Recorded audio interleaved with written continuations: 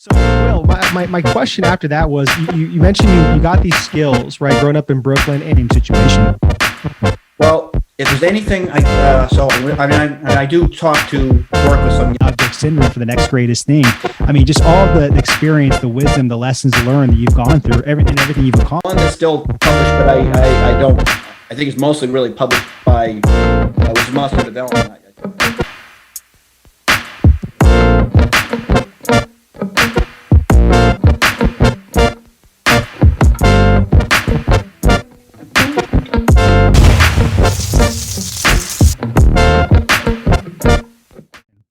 All right, Will Brink. So we actually had the pleasure of meeting you in person at the ISN conference a couple of weeks ago in Fort Lauderdale. And we were having some really good discussions because your booth was directly in front of ours. And one thing that you said that really kind of stuck out and that I wanted to kick this whole conversation about was that you said you were born and raised in Brooklyn, right? And that learning or actually being born and raised in Brooklyn kind of set you apart from different people and really kind of you acquired some skills, some traits, almost like a grinder, right? Can you elaborate kind of like what those skills and traits were just growing up in Brooklyn and it carried over to like right now in business?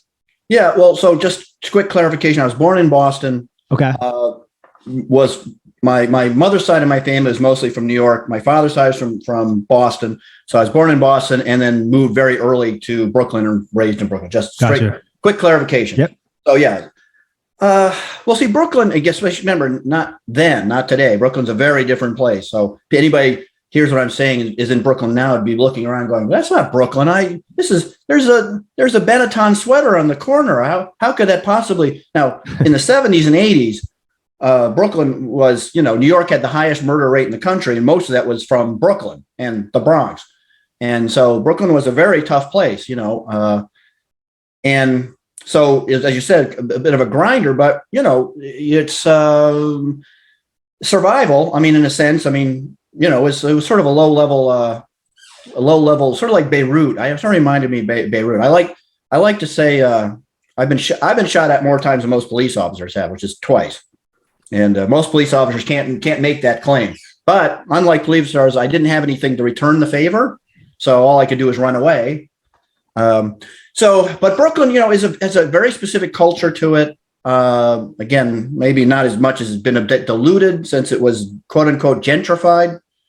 And I'm trying to be nice. I'm a new nicer me kick. This is my new thing. I've been asked nicely by some people to be nicer, who I respect, and everybody else asked me that. I would go the opposite route. However, these are the people I respect, and they told me I need to be nicer. So Brooklyn is a very different place and a very different culture and a very unique culture, which tended to generate some, some very unique people, who are survivors in a sense. I don't want to say scammers. That's not the right word. That wouldn't be a very nice word. But there's a work ethic and a Sure. particular attitude about, getting things done, getting ahead at, I don't say any cost, but, whatever you got to do to, get things done. And, I was spending most of my time, on the street for the most part. I was out and about, wasn't by any stretch my mother, again, was not a helicopter mom. She would have been the absolute opposite. If there's an opposite of a helicopter mom, that was my mother. And free range parenting was a term. See, people haven't heard that, but my mother took free range parenting to an entire. But again, this is a very different culture. You guys are young enough where maybe somewhere in that transition. But back in the day, basically, your mother or your parents or whatever would say, take your skateboard and get out. I'm like, but I don't want to go. Well, I don't come back when depending on your age. The usual response was come back when the outdoor lights come on. That was a very typical thing to say, was be back by the time if you're not back, which is probably around 6-ish, depending on your age. But so, I was out and doing whatever I wanted to at a very young age, which was, so in places like Brooklyn, Northeast in general, but in Brooklyn, especially in New York, that is the ground zero for aggressive go get what you want Yep. attitude. Or no one, New York City is, that's why it is, like, the Frank Sinatra song, New York, New York. I mean, that's ground zero of this country, if not this planet, for that type of thing. And again, I think the place has gone to hell, but another issue. So yeah, I mean, I grew up a scrapper. I grew up a scrapper guy. And I was telling you, I know we were talking about, so in that time especially, there's like two types, more or less two kinds of people, like in the basic poppage guys. There's the tough guys, and then there's the funny guy, right? And that's how you survive. Now, I was the funny guy. I was a little skinny white kid, and the way I got out of things, and the way I got out of trouble was to talk my way out, to be funny and to be engaging, and and of course, and I was always friends with the tough guys, because the tough guys like a funny guy, and they think you're cool, and and so there's this reciprocal kind of connection there, and I always had like just big tough guys, who were tough, really dangerous people. Some of them were pretty dangerous people, kind of keeping an eye on, watching out for me. And I got into some stuff, but I didn't, and as short as I am, I didn't have a growth spurt. I had this like really good growth spurt at about 14 or 15. Mm-hmm. Where at least I made it to 5'7", but until then I was really short. And, so like kind of an obvious target for, guys who were, wanted to make trouble. So again, you learn to survive or respond in a certain way. But that was as far as I was concerned, that was the two divisions of what you were, if you were basically growing up in Brooklyn, on the streets of Brooklyn and getting around. And so what I think I gained from it again was a sense of humor. And again, Brooklyn has New York in general, but Brooklyn especially, has a very specific sense of humor, from Brooklyn. I mean, I don't know, you watch any good old school mob movie, maybe you'll get a sense of it, but it's very specific. It's a very type New York. Well, again, if you're not from New York, you don't realize that New York itself is not a New York culture. The boroughs, they all have their own culture, even their own accent. I mean, again, if there's not really a New York accent. It's not. If you're from New York, I will know you're from Long Island. Not only will I know Long Island, I will know what part of Long Island you're from. Brooklyn is pretty much Brooklyn accent. A Bronx accent is a different accent. Manhattan is, I don't know, kind of no accent, I guess, in a sense. So even within New York City has its own some cultural differences. Some even accent, like I say. Which, again, if you're from New York, you don't know that. But there's a very different, like Long Island's kind of, because it's a Long Island, it's a long stretchy thing. The southern Long Island accent is quite different from the northern Long Island accent, which you'll know right away, which always throws people off, because I'll pin them right to where they come from, which always throws them off. Yeah, absolutely. So, Will, my question after that was, you mentioned you got these skills, right, growing up in Brooklyn, and I'm really fascinated because I feel like we are talking to a living legend. Like Chris and I have, a lot of respect for you. We used to consume a lot of your stuff. Like when we first got into health and fitness coaching, this was almost a decade ago. And it's like, you've done so much for the fitness industry. Yeah, you're very welcome. And you've done so much. I don't get any Christmas cards from people that feel like Hey, we'll send you one. We'll start a tradition. And I would just say that quick, not to interrupt you, but I would just say that it's really nice to hear that type of thing, because, when you're on the other side and you're supplying information, you intellectually, like you're supplying people with info, or you're helping people, but it's really easy just not totally appreciate, you know what I'm saying? Right. Yeah. And the only time I really know something like that is when somebody like you guys say that, or I'm at a show and people will come up and say, I used to read your stuff when I was an undergrad, and the reason I got a PhD, and this has happened to me a bunch of times, is what really motivated me and drove me to go and get that PhD and just go on was those articles you wrote, or that thing you did, or whatever. And so that it actually counts for quite a bit, because when you're at home and you're doing your thing, you might know intellectually, say you're impacting people, but you don't really know till you know. Yeah, absolutely. And I think we just do it as like from a giving heart, we're just very consistent. We're passionate about what we do. So absolutely. But yeah. And I know like I could go on with a list of things that you've accomplished and everything, but I want to know is like, at what point in this journey did you just like kind of hit that switch and be like, look, like this is entrepreneurism. Like I have these set of skills where it's like, I could sit there and help people and I can make money as well too. So when did that business mindset kick in? Oh, that's a good question. Well, for one thing, I like to say when you said about, I know I can do this thing and make money from it. I do hold the record for definitely been the poorest guru out there. Of all the big name gurus, all that, I guarantee you I have been the poorest on and off because that aspect never was like in my radar as far as, oh, I can do this thing and I can make a lot of money, maybe potentially and all that. I've always been, about getting out quality information to people and doing and other stuff that I've done and hoping, of course, that the ultimate downstream effect of that was making money, and that's, I like money as much as anybody, frankly, but it's never been my sole driver. Yeah. And I have also, I can tell you, I can tell you a good story. I won't name the name of the company, but but I have passed up a lot of money because I'm just not willing or was not willing to endorse things or put my name on things or type of thing. So there will, like I say, there's never really been a time where that particular switch clicked. I told you the story how I started writing. I mean that whole tree, how I put one in and then I waited and all that. And that was one switch, of course. But you're not going to get. I'll tell you one thing: you're not going to get rich writing for magazines. They don't pay very well. The whole thing about writing for the magazines.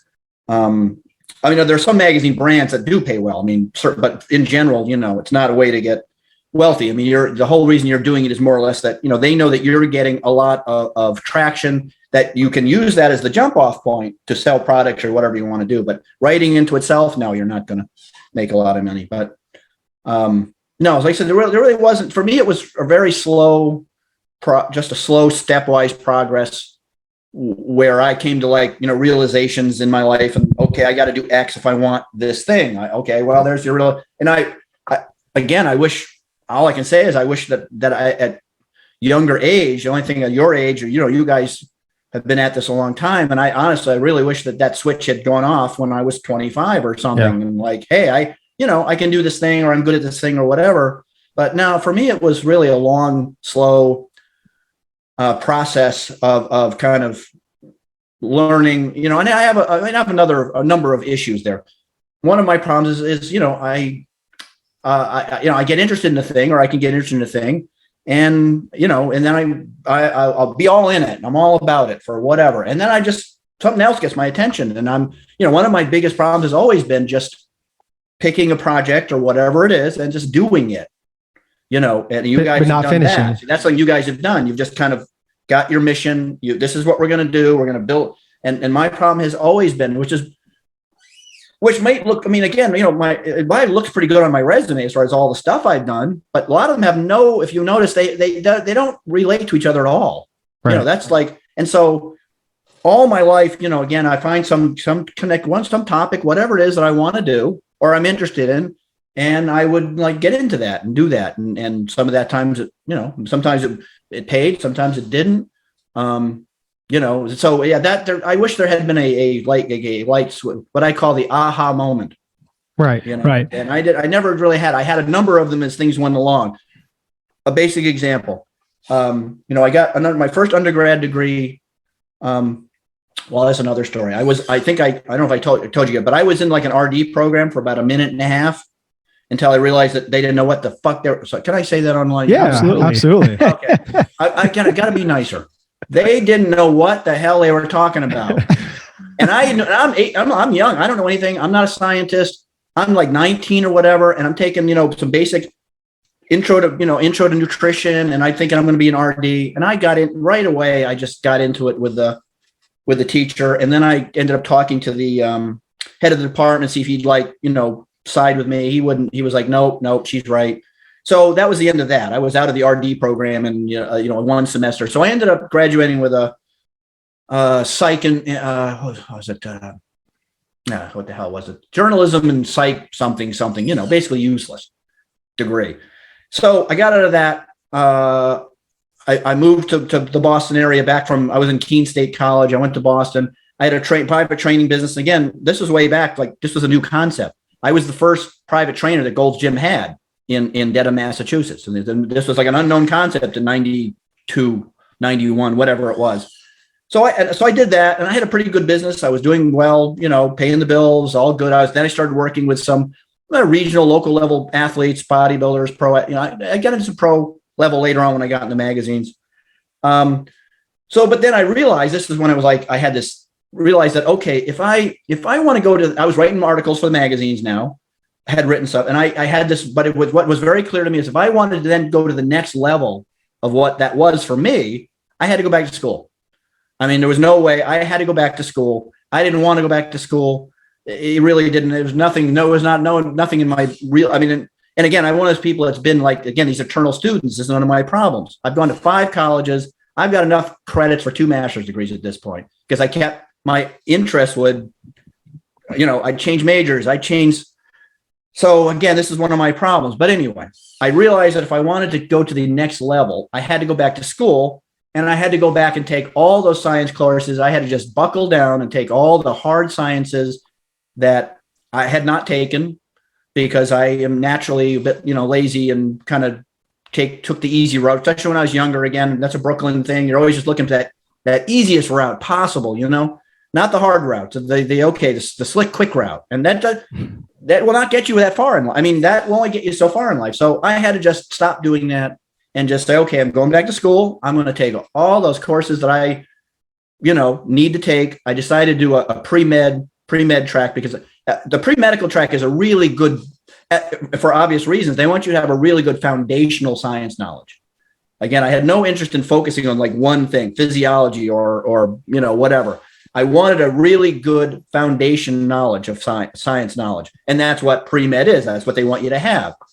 And also I sort of played with the idea that maybe if this works out, maybe I'll go to medical school. So I kind of had a nice double, who knows what I'll do with this thing, So that was, again, one of those moments in my life where I had a very clear and obvious thing that, okay, this is what I want out of life. I'm not going to scam my way, Brooklyn style, into it. No matter what I want to do, I'm going to have to just buckle down. And I went to night school, and it sucked.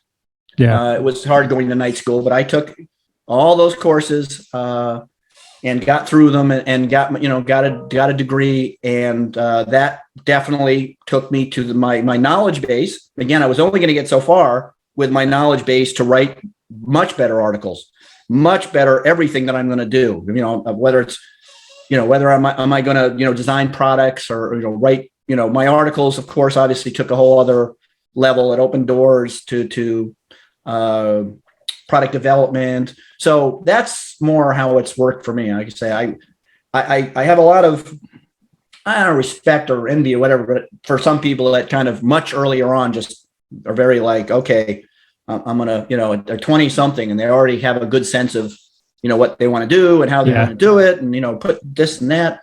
That wasn't me. Like I say, I don't think I kind of like my head screwed on in some kind of thing till I was like mid 30s. Yeah. Unfortunately, I didn't get that other degree till I was 36. I was, I was an adult student, as they call. Yeah. And I was going to say too, just like, what would you say to somebody that's like, maybe, in that situation, maybe they're about to graduate from like a college or they're in like an RD program or something like that, or even just somebody that's in like that 20 to 25 range, and they're just confused or they're just trying so many things out, or they have that shiny object syndrome for the next greatest thing. I mean, just all the experience, the wisdom, the lessons learned that you've gone through and everything you've accomplished. Like, what is maybe some words of advice that you tell somebody that's kind of in that same situation? Well, if there's anything, I do work with some younger people now. I'm doing some mentoring for them who are fresh out of school or just finishing school. And I really like to mentor people if they're willing to be mentored, because a lot of people are not willing to be mentored. And I'm not a patient. The one thing I have a lot of good qualities. Patience is not one of them. So, I have some good qualities, but that's not one of them. I don't want to hear, if I'm telling you something, it's because I've been there, I've done it. Yeah. This is the advice I'm giving you. What I don't want to hear is my dad said X or, I think I'm going to do Y. Okay. This is fine. Okay. But I'm not going to waste my time on you. I'm going to waste my time or give my time to somebody that's going to use this and run with it.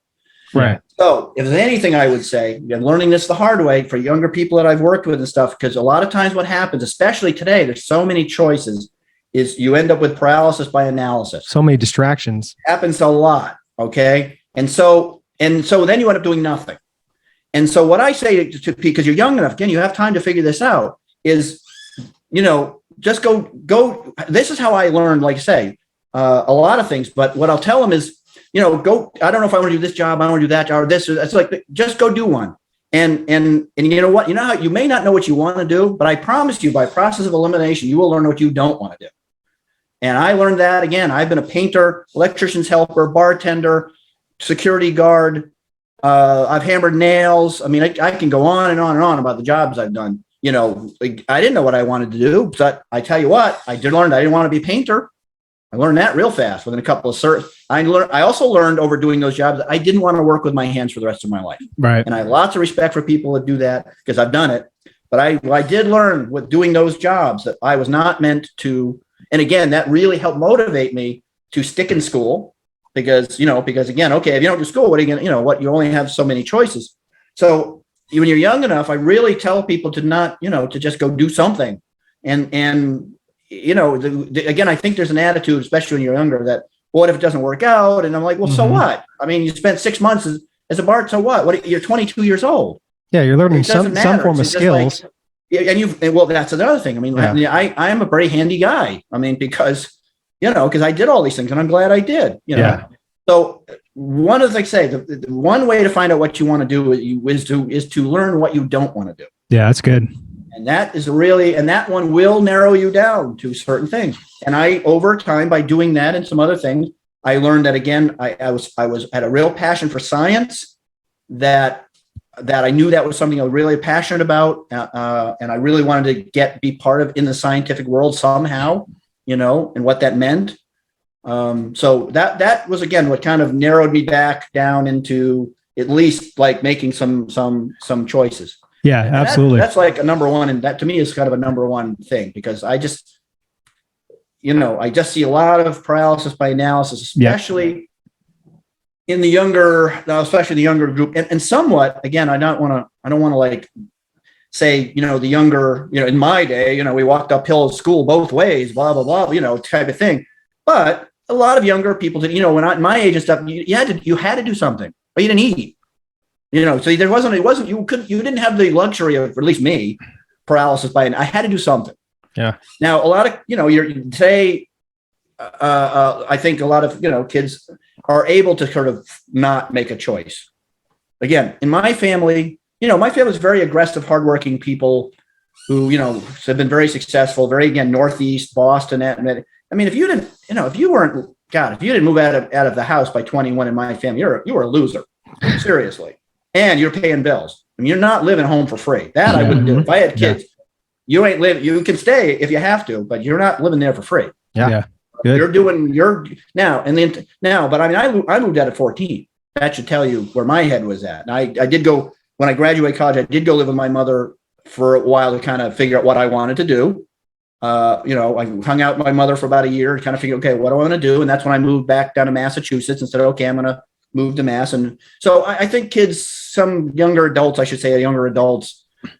are not so young. Like some of these guys, some of these people are 35, living at home, trying to decide what they want to do with their life. Yeah. Yeah. You know what I mean? And that's the thing. It's like, we can go on like a whole different like rabbit hole about just kind of how weak and watered down like the society is, you know what I mean? Yeah. Like with giving people, I'm trying not to be like, say, go too hard on that. But my point is, I just think that it's easier in some respects to sort of not make choices. Yeah. Today, if that makes any sense. Yeah. Whereas I think, again, at least certainly for me and other people, back in those times, just regardless of whether your parents had money or not, that was not the point. Yeah. The point was, we raised you to be aggressive and get out there and do your own thing and make it happen. And if you need a hand and something horrible happens, maybe we'll help you. Yeah. Maybe we won't. My parents were, I come from true blue blood Yankee people of the Northeast, and they are the meanest, toughest people, most stubborn people that are around here. Yeah. So that much I'll say. Yeah. Yeah. And also too, like what you said too about the process of elimination, I think that's really, really good advice that a lot of people don't really kind of take into consideration. So you had a lot of different jobs, right? Like you said, a painter, you're a bartender, electrician, right? So where did that idea kind of come where it's like, I want to build the Brink Zone? Because the Brink Zone. If you guys aren't, for the listeners and the viewers too on YouTube, you guys should go check out the Brink Zone, right? So that's brinkzone.com. And it is literally a wealth and abundance of information, health and fitness, coaching, supplements. I mean, everything you can possibly think about. So where did that come from, Will? So the Brink Zone, again, classic of me versus my having like a vision and figuring these things out, happened again organically. On its own, because it made sense. So I'm writing for the magazines. It's, I don't know, early 90s. I mean, remember, the internet was not a thing. It was, I mean, it was amazing technology. And, at best you were sending emails, and a couple of doodads, but there was no internet. There was none of that stuff. And so I'm writing for the magazines. And, but somebody told me, but you got to get on the internet. You got to check this out, So I kind of got on there and I had my email and a couple things, but it became obvious like pretty quickly that even within a year or two, like the internet was going to be a big deal. And I actually started to like Bob Kennedy, who was the publisher of Muscle Mag International. I started to talk to them about this, say, look, you guys really need to get on this. This is going to be a big deal. I'm telling you, the magazine business, is numbered here, folks, well, it's a fad. You do that if you want to. They didn't even buy their own name. Somebody else owned Muscle Mag International. And then I started actually printing out pages from the internet and mailing it to them to say, look, like, this is real. Look at all these articles. This is going to happen. I'm telling you. No, well, we're not interested. Again, he's comfortable. He's making good money. So I decided, I should probably have a website. Well, I should do this stuff. I don't know anything about websites. And then I put a contest in so I had a monthly column in Muscle Mag International for 10 years called the Intake Update. So I was a columnist. And in my column, I said, I don't know what to call this website. I will pay here's a contest. Give me the best name you have. And I will, I think I pay $100. I think it was $100. Yeah, here's for whoever am I reading this? Give me a name.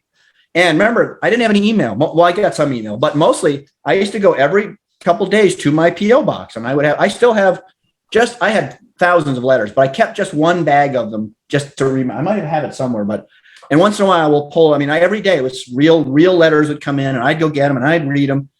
And I don't remember who it was, but anyway, one fan said Brink Zone. I said, shit, that's the name. This guy's, I like it. And so I sent him $100.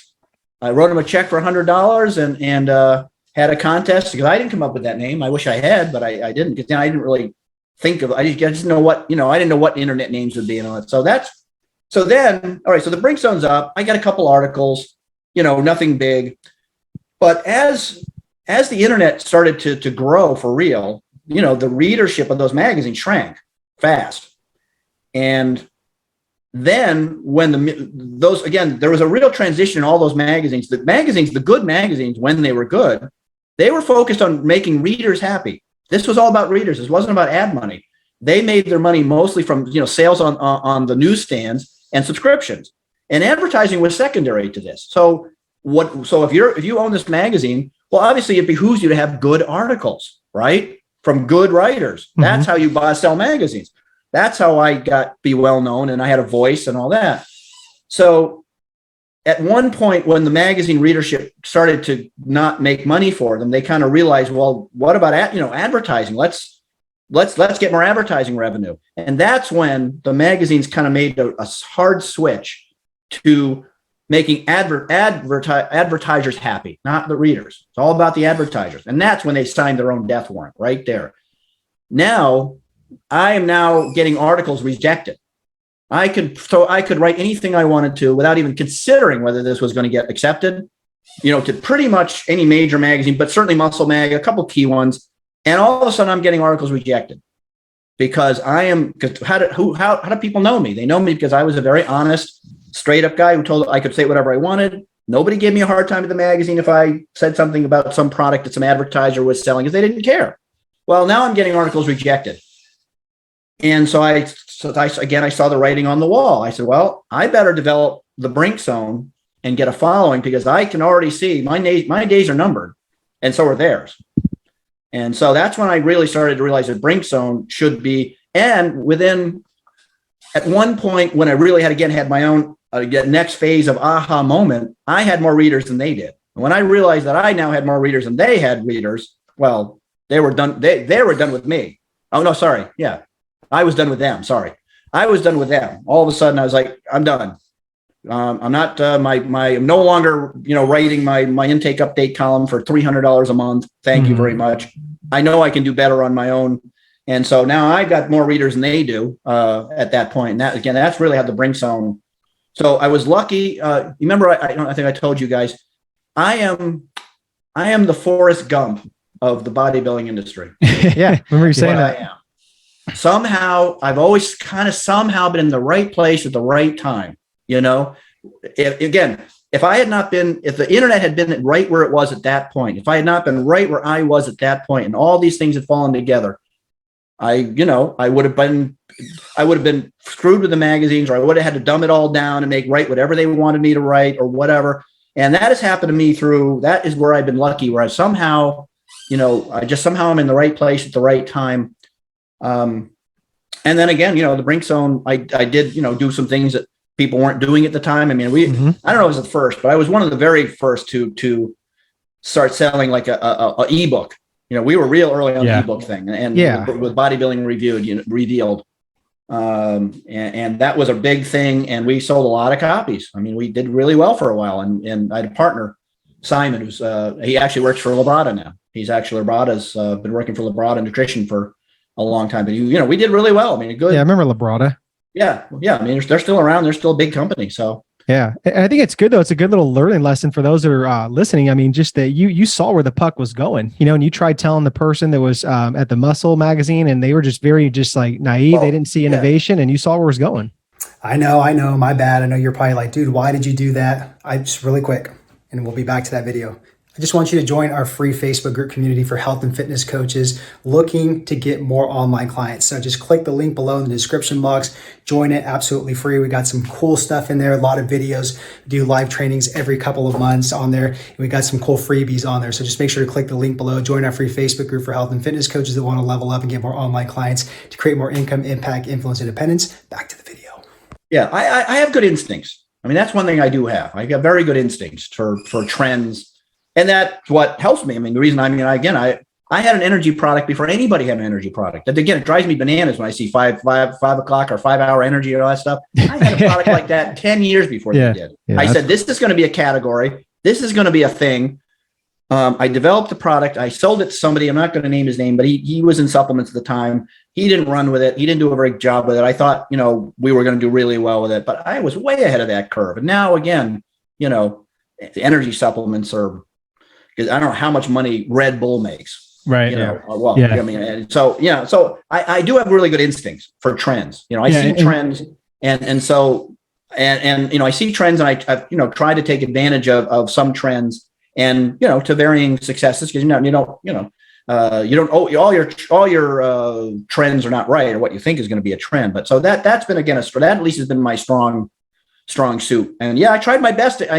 I tried my best to get them on board. I wanted to work with them. My whole thought at the time was, I'll run the site. All I wanted them to do was put up a site called Muscle Mag International. And I said, look, I'll run it. You guys don't do anything. Nope, we don't want it. It's a fad. I like my magazine. I'm happy. Okay. Right. So there you go. And they're all gone. All those magazines are all gone. Not one of them really. Well, there's one that's still published, but I think it's mostly really published by, which is Muscular Development. As far as that's the only major bodybuilding magazine I can think of that's still being published. Mm-hmm. And I don't think the readership is that high. I don't know what it is, but I think, the publisher, Steve Bleckman, I think he just enjoys it. I think it's something he just likes to have. And he's, wealthy. He used to own Twin Lab. I think, he's a wealthy guy. So I don't know, again, what keeps it afloat. Maybe it is advertising. I'm not really sure, but it's the only one I can think off the top of my head that exists at all. Yeah. And these are big. I mean, Muscle and Fitness had a lot of readers. Yeah. Yeah. It was a big magazine, for them to go, for them to basically go under to nothing. I think they're online now. I don't know. I think they do exist online. Yeah. I don't know, but I have no idea what type of traffic they do or anything. No clue.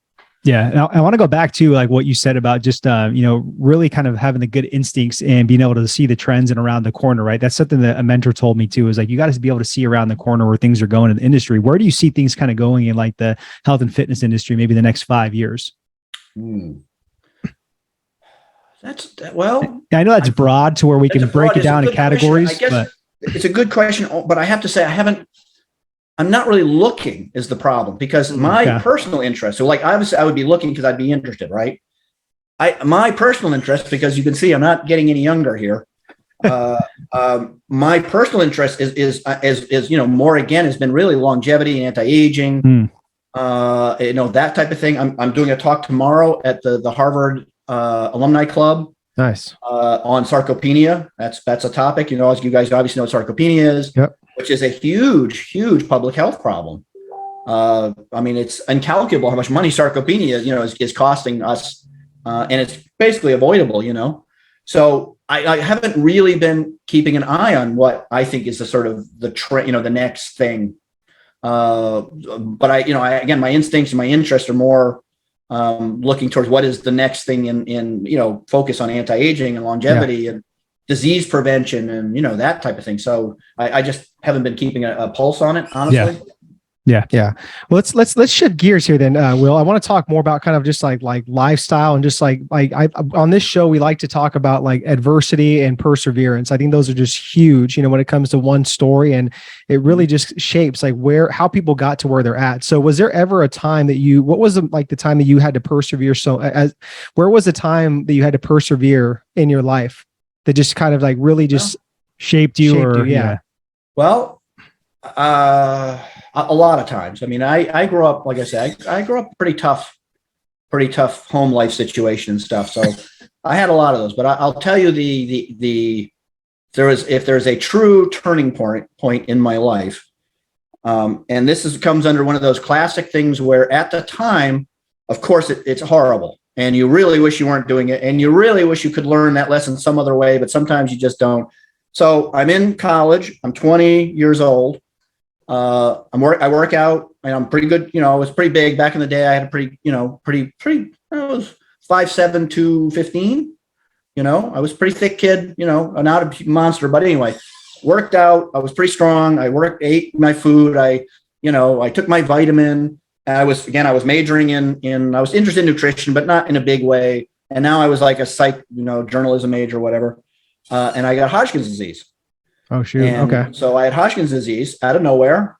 And as research has gone on, nobody knows where it comes from. It doesn't run in families. It's like, it doesn't come down to, as far as I know, something I ate or did, or, again, when I was younger, I was a very different person. I partied a lot. People that know me, it's so funny. People are always like, you of all people, I always thought you were always this like interested science nerdy guy. Again, growing up in the streets of Brooklyn. I could see the wild side. Oh yeah. I have stories. The problem with I'm not completely sure if the statute of limitations is up on some of the things that I did. So anyway, but even then they didn't know, and they still don't, again, it's nobody knows where exactly it comes. There's some theories of Hodgkin's disease, but it wasn't, something that was any particular reason. Anyway, so I got Hodgkin's disease. I had to get treated for that. I had radiation, which, really it caused me a lot of problems. I mean, I've had more health problems, more stuff to deal with from those damn treatments than I think I ever did from the disease. And obviously that was completely changed my whole. Now, at that time, I certainly had a peripheral interest in nutrition for sure. And I took my vitamin, I read my muscle mags, but that was about it. I was reading Muscle and Fitness. I remember very clearly. I'm reading Muscle and Fitness, and there's an interview with Dirk Pearson and Sandy Shaw. You ever hear those names? No, never. Okay. So again, the seminal book that changed the whole world as far as supplements and the whole industry was a book called Life Extension. It came out in the 70s. And it was written by those two scientists. And other than, again, nobody really, he had a book is got to be 1,500 pages long of talking about supplements and all that. His wife got a very rare form of cancer, and it was like something in her mouth. So anyway, he said that he gave her high dose antioxidants, vitamin C and E, during radiation treatments, and she did not suffer the burns and the damage and the whatever. So I went and did exactly that. And I had pretty similar effect. What they told me I was going to be all red and I was going to be blah, blah, blah. It didn't happen other than towards the very end. And I told them about it. Oh, that's not what's causing it. That doesn't work. That doesn't do anything. Blah, blah, blah, blah, blah. And that was truly when, again, I knew that there was a whole other area of the world that it changed my life forever, obviously. Yeah. I mean, now I'm, had to deal with that. And like I say, the radiation caused a lot of damage. Again, I have no thyroid. That was ruined by the radiation. I have a stent in my heart from the scar tissue. I have, and I've never, I don't think I've ever talked about this. I'll tell you guys, this is the first time I've ever talked about this. Yeah. I'm very, very private with my personal life. Again, appreciate you sharing. I do not expose, generally speaking, anytime you see stuff, I don't expose much about myself, but I don't mind talking about it now. If anybody wants to judge me, the reason I kept it very, very quiet for so long is because, dickheads are going to be like, oh, well, you got sick. What do you know? Blah, blah, blah, or whatever, I don't care. Anyway, I have a stent in my heart because I had scar tissue. I've got scar tissue in my lungs and yada, yada. So I know a little thing about diversity, I think, or not diversity. That's the wrong. What's Diversity? Diversity. No, it's not diversity. It's no, you said it earlier. That's not diversity. Adversity and perseverance. Absolutely. Yes, there you go. Yeah. Yeah. Anyway, so that obviously was the absolute changer in my life. So I went to stay with my father to get my health back, get my life back together, figure out what the hell I was going to do. That's when I moved to Boston, started to be a trainer, and knew that I need to go back to school. Get back in there. And then I could, without that science though, you can only get so far. That's the problem. I don't care who you are. Like Dan Duchesne, obviously that's a name, Dan Duchesne, right? Yeah. Gotta know Dan Duchesne. Okay. Yeah. You're gonna kill me if you guys don't know Dan Duchesne. No, we do. You're young, but I hope you know that name. Anyway, so he was a good buddy of mine. And Dan Duchesne was a self-taught person and he was a very smart guy, but he didn't, without the science background, he just only could get so far. He had to send stuff to people like me and other friends of his, Bruce Neller, people with like a science background to look through the stuff that he was looking at. And I knew that, again, for me to really take it to the next level, I had to have that deep science background. So that was absolutely the turning point of everything. And I am absolutely who I am today because of that experience. That Exactly. is, without a doubt, what directed me to put my head down and go back to school, see the value of it, research, man, there was no internet. I used to spend my weekends in the Harvard and BU medical library all weekend long reading papers. That's what I did.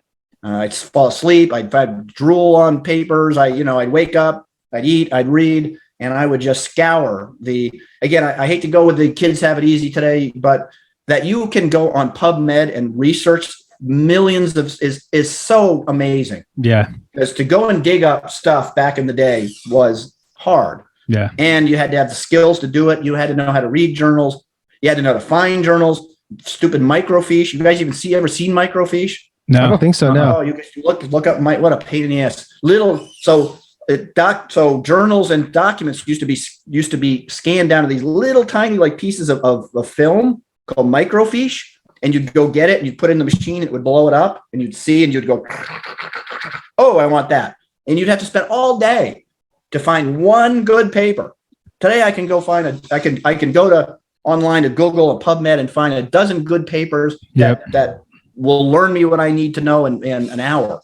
Yeah. So I spent my weekends once I spent my weekends. That's where all those good articles used to come from and all that stuff, and I used to go, I feel mean. I'm going to admit this was mean of me, but the poor, extremely tired medical students would leave you took copies, right? You go spend prepay for a bunch of copies. And the tired, poor medical students would leave them in the machine, and I'd just go search the machine and go, oh, free copies. And I journal. I'd run the shit down to nothing. I hope you weren't in medical school at the time and BU, because that was me. Yeah. And I never paid for a copy because those poor guys and girls were so damn tired that they often left their thing in the machine. So, and I would go home. Oh, I had to throw them out. When I moved down there, I threw them out. I had, again, like stacks and stacks of studies, all in my office up to here, stacks of studies. That's how you read studies. Absolutely. You tried to catalog them and collate them. And I had in my office, I had stacks of places where I put them under name and alphabetical order. If I wanted to look up a waste study, I had to go into the thing, pull up the study, and write it. And that takes a lot more patience. It's more skill. I mean, there's just it's a different type of skill set. But I mean, there's something you gotta, that type of thing. And when I moved, I had all of that. When I moved from Mass to Florida again, I was like, you know what, this is just gathering dust. I'm not particularly nostalgic person. I mean, I like to move forward. That's another thing. Move forward. Yeah. Got to move forward. And I had boxes and boxes of magazines, every which one I wrote for, and I narrowed it down to just, which I have it right there, maybe 8 magazines or something that I thought were truly like my seminal magazines where I had articles like where I introduced something that nobody had ever seen, or, and that was it. And it was hard to let those go. I mean, a lot of people said, "Oh, don't do it. You'll regret it. You'll regret it," but you can't, I can't live in the past. But I had a basement full of magazines. I mean, again, I was so surprised how many magazines I had. So think about it. And I went down there and realized, like I said, and I'd been in there and I was in every one of them, Yeah. But even just going back to what you said, Will, just like that's why I appreciate you sharing like the adversity in your story. You say you don't share it much, but I think you do need to, just because adversity. You need to share that more, just because, I mean, even one listener that might be going through something similar or that same situation could be inspired. So, I really encourage you, but I appreciate that. And just to carry on to this discussion as well, too, with like the life set and overcoming things, Chris and I always ask this question towards the end of the interview. And it's just, if you had 5 years left, if you knew you had 5 years left to live, what would you stop doing? Stop or start? Stop doing. Stop doing. That's a good question. I guess worrying about, the same thing I tell myself, stop worrying about irrelevant shit. Yeah. Okay. I mean, that's it. There's no like major thing I'd stop doing because I do what I want to do. I get to live. I'm lucky again to live most of life that I could say things like, travel more or something, but I mean, honestly, I'd stop worrying about the minor shit. And again, this is again, I'm glad. Well, let's come a little full circle to that mentoring thing. What would you give younger people advice? And this is, again, I think one thing we do know for sure is that things like anxiety and depression and stuff have gone up a lot younger. Oh yeah. Since COVID. That. Yep. And and that made it worse. I mean, even before that, it was already, but that just put it over the top. Absolutely. Yeah. And there's a number of reasons we could speculate, but who cares? I mean, it is what it is. And I get when I'm talking to some of them that, that they're like right there. And what I say to them, I said, look, if I could give you one piece of advice, honest to God, is I promise you that all the things you're worrying about right now will not mean shit in 20 years. Yeah. Not a thing. I guarantee, if I could give you one promise as your mentor, the things that you are currently worrying about will not mean a thing. And if you can wrap your head around that, you can open up doors in your life, in your mind, in your body, because we're talking about mind-body connection. It's a whole other topic I'd love to talk about. I very, very deep dive into when I say deep dive, I mean really deep dive, not read a couple of, if you could wrap your mind around that and make that work for you, that would be the most powerful thing. And I'm giving myself my own advice. I did nothing but worry when I was 25 and 22, and God help me, I wasted so much time on worrying. Yeah. And I cannot stress that enough. And of course, the next question would always, is going to be, well, how do you do that? Well, it's not easy. Remember, simple is not easy. Right. This is what it's also. Just because something sounds simple doesn't mean it's easy. 100%. But yeah, that just, I am just coming full. And I do say that to him. I said it to somebody just the other day. She was worried about something, her roommate, something. And I'm like, you are taking up so much space with this. I said, I said, if I can promise you one thing, that's it. None of this is going to put me in a shit in 20 years. And exactly. I will tell you, and I'll tell them, and I tell you guys, you will wake up tomorrow and be 45.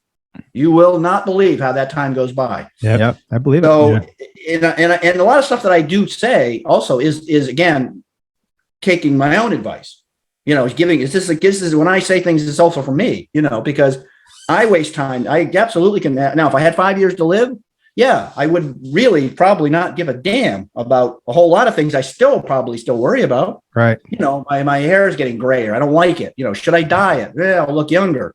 I was talking to somebody about that, my sister about that today. Yeah. I'm talking tomorrow. And I said, you think I should dye it? I don't know. And she's like, no, leave it alone. I'm like, absolutely. I don't know. I was thinking, because it would it looks good. It makes me look, but like my father's, I've always been white. So, but anyway, that would be okay. But I can't say anything like big, like I would, jump on a plane and go to Kathmandu or something like that. No, but it's just it's so great though, and it's just like it's real. I felt it, and I appreciate that because I'm the twin that worries a lot too. You know what I mean? So I really respect it, and I thank you for just like telling us that, because it's going to help a lot of people that are listening to this to stop worrying so much and just press forward and stop thinking about the past and keep taking action. You know, and that takes work. I'm saying I don't want anybody to think that I'm throwing this around as being easy. Absolutely. Okay, that takes work. Yeah. That takes consistent work. That takes work. And also, you also just have to find what works for you. It might be therapy. Therapy can be very beneficial. I recommend it to anybody. Again, it's one of the first things that comes out of my mouth. If you try therapy, because it can be very beneficial. Mindful meditation can be very, very beneficial. There's a lot of things that you can find that can help. And you have to find those yourself. But it takes work. This is work. This is something that's going to take a lot of work. And again, obviously, and how much work is depends on what you're starting from, right? Obviously, if you're a natural worrier or whatever, it's a lot more work. If you're somebody who, once in a while, you get a little stressed out and yada, yada, yada. Well, that's not going to be maybe as bad, And I am by nature something of a pessimist. Honestly, to me, I like to say realist. I honestly, I think I'm just a very realistic person. To me, the optimist is, they say sees the glass half full, and the pessimist sees the glass half empty, and the realist sees the glass with some fucking water in it. Yeah.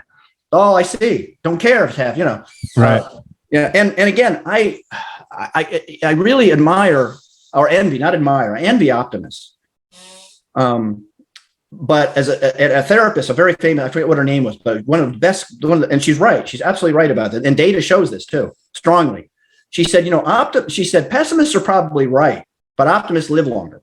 And that's a fact. Yeah. But, and there's some people who have said, sort of been able to kind of switch. I kind of think, you are what you are. You're not going to, flick that switch one day and turn into an optimist. I think those people are full of crap. With the ones that pretend I'm an optimist now. You can obviously certainly learn to be more optimistic. Yeah, sure. By, again, not worrying about all the worst possible scenarios and all that. But no, I do not think that anybody can really, flip that switch to become something they're not. Again, another thing, what if I was to give advice and do is to, again, through process of elimination and work and stuff is figure out what you're good at, and what you're not good at, and be okay with that. And don't beat yourself up over what you're not good at. I used to do that. Honestly, I used to beat myself up a lot about, I had a bit of dyslexia as a kid. I mean, that was a term that didn't exist. I mean, I would have definitely been diagnosed with like dyslexia, maybe some ADHD and stuff, but nobody knew what that was, But when I was younger, I'd beat myself up, because I didn't do well in school. I mean, again, people think, oh, you must have been great in school. I sucked at school until I got older, until I was able to kind of really get my mind around what I was trying to do. And also, again, I'm one of those people that if something interests me and I'm challenged, I do great. If it's boring, I can't do it. I just can't. And that was like math. I mean, I'm not very good at math. And again, which obviously from somebody who's got the science background that I do, that was my Achilles heel. And it really, my B's would have been A's, I would, if it wasn't for that math, that was what always kept me, and I'm not complaining at this point, but there was a time where I really got down on myself about that, I think, once you kind of, and you get older or whatever, and again, you do therapy and you take a walk in nature every day. I mean, you got to do these are very simple things. I sit outside every morning, get my sunlight, do my breathing exercises, Get your mind right. Yep. Yeah. Can't underestimate natural exposure of sunlight and air and all that every day. You've got to do that every day. I don't care. When I lived in New England, it didn't matter if it was 20 degrees out and snowing. It didn't matter. I was taking that walk no matter what. I mean, I got a picture. I mean, all it's showing is my eyeballs. I am completely covered, big down jacket, thing, scarf, whatever. But I was getting out of that house and taking that walk, one way or the other. Yeah. And other, so I think again, one of my favorite books is by Gallup, by the guys that do the big polling. I think it was Gallup.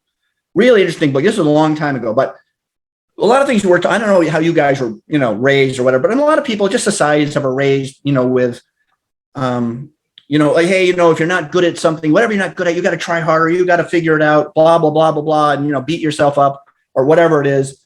And that's like kind of the common cultural mantra. Well, the Gallup, I think it was Gallup, was, they're the biggest polling company in the world. They put some books together, and one of their books, which was really, and had testing in it, all kinds of stuff to test you what you're good at. But the conclusion of these millions of people that they had polled and consolidated the data and all that, their conclusion, which was, this is basically my follow-up in life, was what you need to do is find out what you're good at and do that. Okay. And find out what you're bad at and don't do that. Yeah. Because you're not good at it. Yeah. And you're never going to be good at it. And we're not talking about like simple stuff. Again, driving, stuff you got to do. But there are certain personalities, there's certain things, and they have tests and stuff that what kind of personality you were. Right. Yeah. And to me, that was so obvious, and the goal again, I think the goal of success, one of the big goals of success in life, and I mean not money, but I mean in just life in general, but also in business and whatever. And they showed this. Is another thing that they demonstrated this, which I live by, is to again know what you're good at, and then surround yourself with those people that are good at stuff you're not good at. Yeah. Right. And then and part two is let them do it. Remember, it's micromanage. I have seen so many people again micromanage and ruin companies and ruin all kinds of stuff. I really strive to know what I'm good at and what I'm not good at, and then team up with people that are good at those other things that I don't do. And I don't want to do it. And I don't even know how they do it. Don't care, frankly.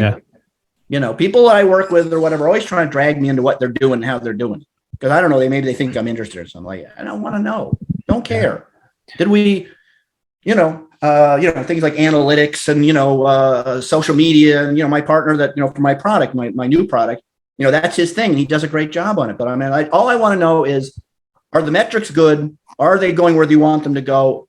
How, and I just want to give me I'm a big picture person. I'm always a big picture guy. The minutia, I don't have time for a lot of minutia. I just want to know, okay. And, he wants to set up these meetings and stuff or whatever. And, I got 5 minutes, that's all I need. Are you happy with the metrics? Yes, I am. Are the ads, whatever, converting? And are you happy with it? And yeah, I'm happy. He'll say, yeah, I'm happy with where it's going. And I'll go, okay, done. What do you need from me? Yeah. Well, you say, well, from you, I need a science-based article on something to do something. Okay. And then again, I think that is because I absolutely know, especially younger people, but even people that don't learn that will do that their whole life. Oh yeah. Will beat themselves up over things that they're just not good at. And I'll tell you another, I'm not hiding this, but I don't tend to usually talk about it. Again, I can't spell for a damn. And people go, what do you mean you can't spell? You're a writer. I said, you've been doing this for 30 years. And I'm like, yeah, but, I don't think people also realize that behind some very famous writers were very good editors. Very true. Absolutely. Now I can't actually not actually a bad copy editor. I can't do my own stuff, but I cannot spell worth a damn. Yeah. And I never could. And I used to beat myself up over it again. And I think some of that's a little dyslexia. Again, a lot of times, again, it's just words. I see a word. To me, it's spelled. I see it. It's spelled correctly. And you know what I mean? And then somebody has to point it. But that's not all. That's not a good excuse. I mean, sometimes I just can't spell. And because, again, to me, there's a lot of things, again, that my brain's not lazy, but I feel like I've only got so much space in there to fit. I'm trying to solve time travel. I'm trying to understand entropic process of gravity. I'm trying to read papers of aging and things like mTOR and mind body and life after death. I cannot filled my brain with giving a shit about how to spell Mississippi.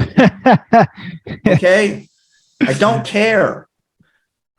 People's birth. I mean, and sometimes I always like birthdays. I don't know anybody's birthday. I didn't know my mother's birthday. I don't know my father's birthday, and they're both dead. I've been reminded of my own birthday. Don't give a damn. Holidays, don't care. Utter waste of time. Yep. The dates are an utter waste of my brain power. I only got so much neurons up there, and God forbid I'm gonna take up space up there with somebody's dog's fucking birthday. And that's me. Now that I've never said. I'm being dead truth of anybody. No, I know. Yeah. Truth. I mean, people say, well, why?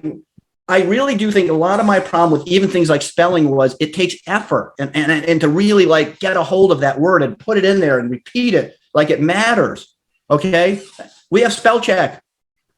Now back in the day, again, we didn't have spell check. I had this entire collection of my dictionary and thesaurus collection. I had them in antique ones. I had, that I lived on those things and they kind of saved me. But today's world, who cares? Yeah. Yeah. Spell check, people. Exactly. Yeah. Editors. That's why God invented editors. Yep. Yeah. Go figure it out. Tell me if I spell. I don't care. But and I know a part of that really again. But as a kid or whatever, I didn't realize. Again, I just thought I was stupid. I was like, well, I'm an idiot. I can't even spell. Whatever. Yeah. You make some great points though. You make some great points. It's just about like not beating yourself up about it and just kind of like doubling down on those kind of strengths that you have instead of always worrying about those weaknesses. Those could be outsourced and all that stuff. Again, look at, I mean, we all do it. I mean, I do it too. I still do it. I'm not saying again, I want to repeat again, a lot of what I say is to benefit me. Remember, I'm reinforcing when you say these things out loud, this is another trick that psychologists will tell you all the time. Anything you're trying to accomplish or whatever, saying it out loud is very important. Even if you're talking to yourself, it's a different circuit. It's a much more powerful circuit than thinking a thing. So even what I'm talking about, I'm still doing this for myself. I still have my moments where I'm like, I really suck at that, and it bothers me. And I have to say, well, but you're good at these other things. But I'm telling you, I really, one of the things about just identifying what you're good at and being good with that and stressing what you're good at and working it and knowing what you're not good at and being okay with it. Yeah. Do the best you can, to the best of your ability and all that. Again, we're not talking about minor stuff. We're not about just ignoring. I'm not good at cleaning the house. Well, we know that you can take the stuff too far. Again, this is where a little common sense comes in and all that. You've got to apply a little of that. But and yes, there are absolutely times in your life where you just have to do stuff you don't want to do. Absolutely. And I had to do, again, for me to finish that damn degree, the reason I went through 5 colleges and had so many credits, because again, I wanted to take what I wanted to take. And as soon as they started to pressure me to take this other stuff that I had to take to graduate or whatever it was, I thought it was a waste of time, And so when I finally finished the degree, again, I had to make a promise to myself that this is it. You're going to finish this degree if it kills you. And you're going to hate some of this. And as my mother used to say, you don't have to like it. You just have to do it. Didn't ask if you liked it. Again, A lot of people today their parents are trying to, be friends with them or whatever. My mother would say, I didn't ask if you like it. And I use that mantra stuck in my head through all kinds of classes. I mean, again, I had to take a year of language. I had to take kinds of, as far as I was concerned, complete waste of time for what I was trying to do. But that's the prereq, or not the prereqs. That's the stuff they're going to make you take. Yeah. So again, finding what you're good at and doing it is not an excuse, to avoid responsibility, or avoid those things that you have to just say, okay, I am good at this thing. I want to do this thing. And what isn't between me and that thing? And sometimes it means going back to school and busting your ass and taking crappy classes, or going to trade school and being a gopher for some electrician until it's your day to be a journeyman and get your license. And sometimes there is no easy route. Yeah. Yeah. There is 100%. No way to get around things. And then again, I think people, including myself, when I was younger, especially, was always looking, again, and that's a Brooklyn thing, again, always looking for the scam, always looking for the way around a thing. How do I scam my way through this without doing anything? Yeah. Well, again, Yeah, you've given some like honestly some amazing like advice and wisdom. Before I ask like the last question, I just want to say again, just like thank you so much for like your time, like these amazing stories. Just again for putting out that information you put out in the Brink Zone, helping Eric and I. A decade ago, we literally helped over thousands of clients through online coaching for 8 years. I don't know if you know that, but a lot of it was because of the resources you put out there, Laynor and all those people, right? So thank you so much for that. And what I want to know too is just like where can we support you? Where can like the listeners support you on anything that you have going on right now? Well, I mean, obviously just, Brink Zone. Obviously I do have now, as you guys know, just anybody listening to this who doesn't know me. So one of the things I've done is done product development and stuff for a lot of big companies, various products on the shelves that you all use, I might've developed. But it was only a few years ago that I decided, maybe it was time to do something on my own brand, my own product, which is very, again, I always resisted that for various reasons. So my latest project is Alpha Joe. It's a coffee booster. Okay. I'm a big coffee guy. And so if anybody's interested, you can just go to Brink Zone. You'll see a pop-up, but, that's my latest project that I'm focused on. I do have some other ones coming up. Again, I didn't talk to you guys, but I also write fiction. I write some pretty good fiction, to be honest with you. The reviews say they're good. So, I was contacted by a publisher about actually doing something. But I do write fiction and science fiction. That's another thing. People should just go to Amazon and type in Will Brink. And you'll see none of my fiction gets less than 4 stars, if not consistent 5 stars. So yeah, but Alpha Joe, if anybody's interested in anything I'm doing, I think it's a good product. I mean, I wouldn't have gotten on, and there's actually a really fun story behind that too. Just, again, another one of those, it organically formed itself. It wasn't one of these things I went, I'm going to do this thing because it's the thing to do. Again, I do think the product itself is what we were talking about, trends and kind of curves. I think the product, again, is in many respects kind of in its own category, in a sense, again, sort of the way it works synergistically. I mean, it's not, I mean, we could call it a nootropic, but I don't really view it a nootropic personally. I don't really know I just call it a coffee booster. I think that's just the best I can come up with, so that's pretty much it. Okay. Yeah. We'll definitely have that all linked up in the show notes. So guys, go check out what Will's doing. Head on over to the Brink Zone. We'll have it in the show notes. But again, thank you so much, Will, for your time, your wisdom. And we'll be in touch. All right, boys. Thank you. I appreciate it. All right, guys. Until next time.